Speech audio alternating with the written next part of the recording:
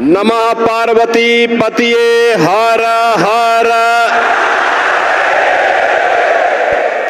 और भाइयों, जो देश सृष्टि के प्रारंभ से एक भारत था, उस भारत के टुकड़े हो गए। लेकिन जो स्वतंत्र भारत हुआ, ब्रिटिशर उसको भी अनेक भागों में बांटना चाहते थे, लेकिन भारत माता के महान सपूत लौह पुरुष सरदार वल्लभ भाई पटेल की युक्ति के कारण अखंड भारत को आज जो स्वरूप हम देख रहे हैं, इसके शिल्पी सरदार वल्लभ भाई पटेल हैं।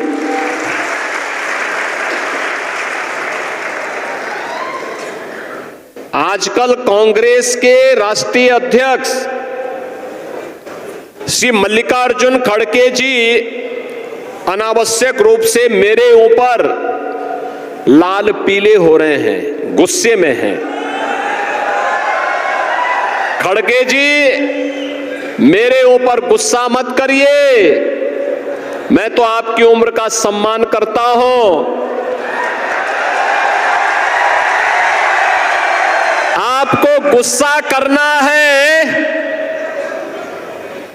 तो निजाम पर करिए, हैदराबाद के निजाम को।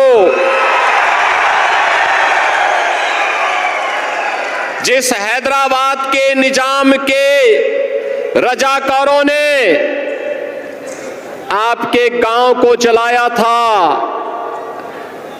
हिंदुओं की निर्मम हत्या की थी, आपकी पूज्य माता को, आपकी बहन को, आपके परिवार के सदस्यों को जलाया था, इस सच्चाई को देश और दुनिया के सामने रखिए कि जब भी बटेंगे तो इसी प्रकार से निर्ममता से कटेंगे। ये सच्चाई रखिए। आप वोट बैंक के लिए इस सच्चाई को देश के सामने रखने से कोताही कर रहे हैं, देश के साथ धोखा आप कर रहे हैं। मैं तो एक योगी हूं, मैंने तो एक ही बात सीखी है, मैंने तो एक ही बात सीखी है, हर काम देश के नाम। मेरे लिए तो अपना देश और अपना सनातन धर्म से बढ़कर के कुछ भी नहीं हो सकता। लेकिन आपको कम से कम सच्चाई वो रखनी चाहिए जो देश की आजादी के तत्काल बाद निजाम के रजाकारों ने, उनके गुंडों ने उस समय हिंदू जनता पर हैदराबाद रियासत के अंदर किया था। आप इस सच्चाई को छुपाने का काम कर रहे हैं, और सच्चाई छुपती नहीं है, वह तो सामने आई जाती है। और सच्चाई यही थी कि निजाम के अत्याचारों पर आप पर्दा डालने का काम कर रहे हैं। मैंने तो इसीलिए कहा था, बहनों और भाइयों, किसी भी शोभा यात्रा पर, रामनवमी की हो, गणपति की शोभा यात्रा हो, पथराव वहीं होते हैं जहां बंटे हैं।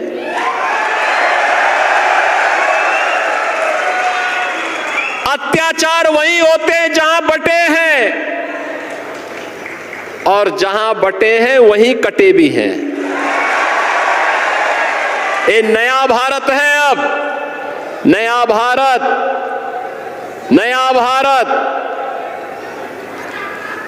छेड़ता नहीं, लेकिन कोई छेड़ता है तो छोड़ता भी नहीं है। और पाकिस्तान की दुर्गति देख ही रहे होंगे आप। पाकिस्तान, याद करिए 2014 के पहले यही पाकिस्तान भारत के अंदर जगह जगह विस्फोट कराता था, जगह जगह विस्फोट कराता था, आतंकी वारदात को अंजाम देता था। और आज एक बार छेड़ने का दुस्साहस किया, ऐसे सर्जिकल स्ट्राइक और एयर स्ट्राइक हुई कि आज भी अंतर्राष्ट्रीय मंचों पे कहता है कि बचा लो, भारत पता नहीं कब तबाह कर देगा।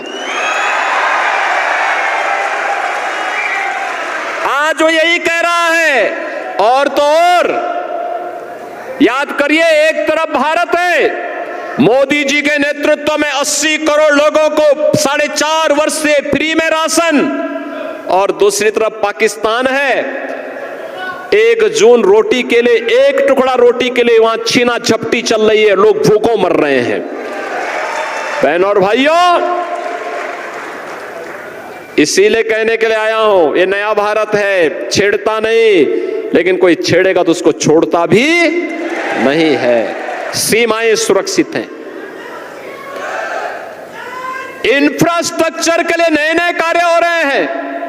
Highway, world class highway, railway, metro, AIIMS, IIT, IM, 1 district 1 medical college, हर घर नल की योजना, और गरीबों के लिए भी।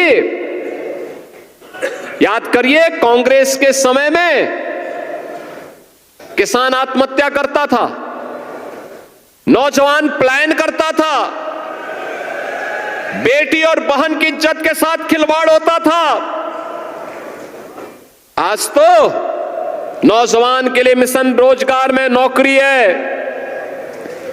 किसान के लिए किसान सम्मान निधि है, नारी गरिमा की रक्षा के लिए तमाम योजनाएं, बेटी बचाओ बेटी बढ़ाओ से लेकर के लाडली बहना योजना जैसी योजनाएं भी अब लागू हो चुकी हैं।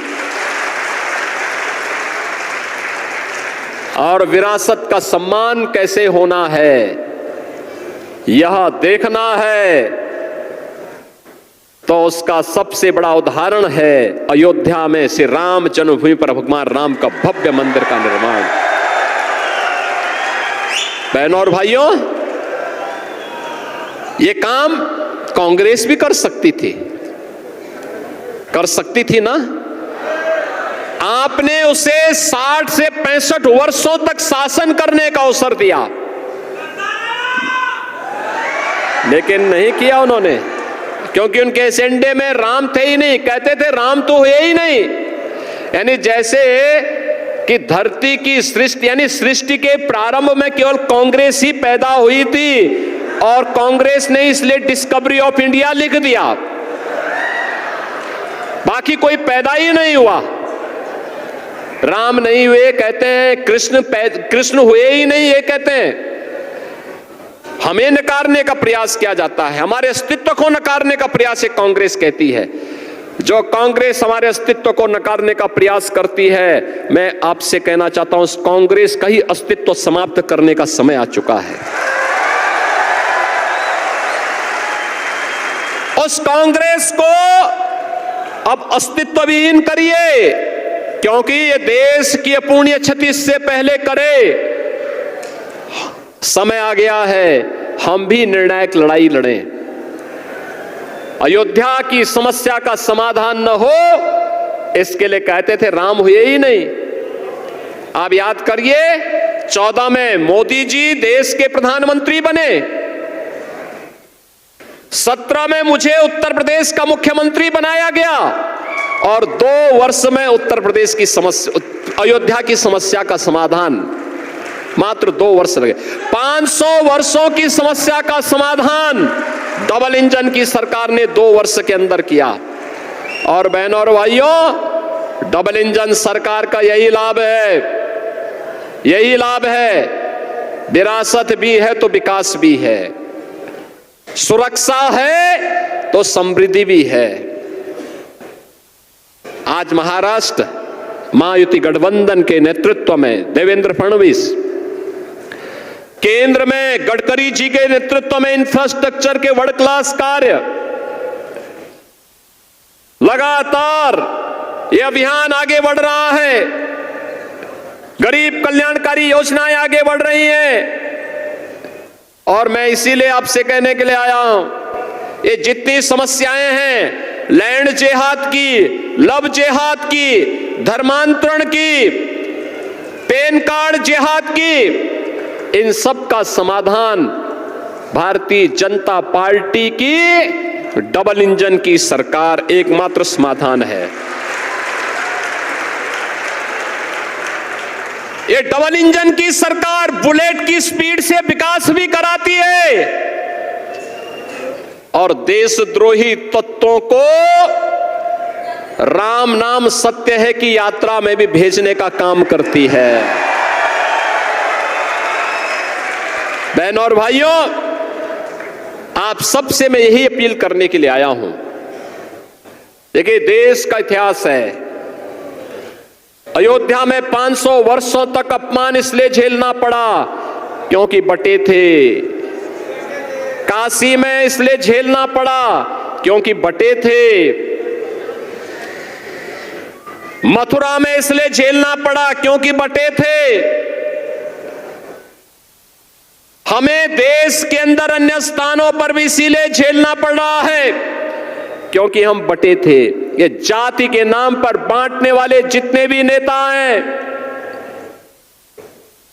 ये सभी देश के साथ विश्वासघात कर रहे हैं। ये देश के साथ विश्वासघात कर रहे हैं। हमें बंटना नहीं है, बटेंगे तो कटेंगे और एक रहेंगे तो सेफ रहेंगे। ये घर घर पहुंचाइए। ये देश हमारे पूर्वजों का है, आपके पूर्वजों ने इस देश को बनाया है। ये देश किसी पार्टी की बपोती नहीं है। इस देश के लिए आपके पूर्वजों ने अपना लहू बहाया है और इसलिए भारत की एकता और अखंडता को किसी को हमें चोट नहीं पहुंचाने देनी है। इसी के लिए मैं आह्वान करने के लिए आया हूं। ये चुनाव हमारे लिए भारत की अस्मिता और अस्तित्व को बचाने की लड़ाई का हिस्सा है, क्योंकि अगर ये महाअघाड़ी गठबंधन कांग्रेस के नेतृत्व में आता है तो बहनों और भाइयों, ये महाअघाड़ी गठबंधन का मतलब ये महाअघाड़ी नहीं, महाअनाड़ी है। ये राष्ट्र के साथ धोखा देगा, वोट बैंक के लिए लब जिहाद को बढ़वा देगा, लैंड जिहाद को बढ़ावा देगा, अराजकता को बढ़ावा देगा, गणपति की शोभा यात्रा पर पथराव करवाएगा, रामनवमी के जुलूसों पर हमला करवाएगा। यह नहीं चल सकता है। स्वतंत्र भारत इसको स्वीकार करने को तैयार नहीं है।